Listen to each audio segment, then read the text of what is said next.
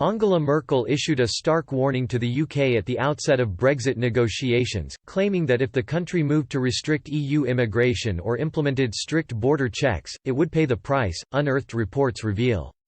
The government is expected to backtrack on its plan to introduce full border checks with the EU from January 1 over fears of the economic impact of coronavirus.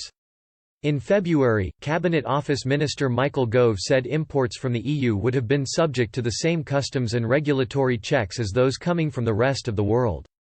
However, according to the Financial Times, the government intends to introduce a temporary light-touch regime at UK ports such as Dover for incoming EU goods whether or not a trade deal is agreed.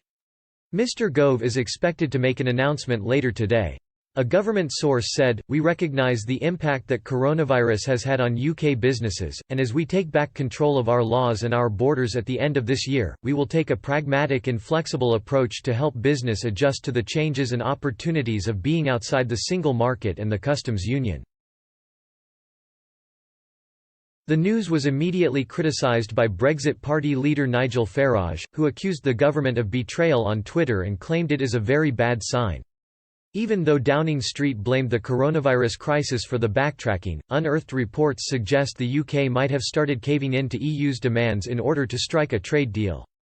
According to a throwback report by The Independent, in 2017, German Chancellor Angela Merkel had warned the UK that the country would have paid a price if it limited migration from the EU and implemented border checks after Brexit.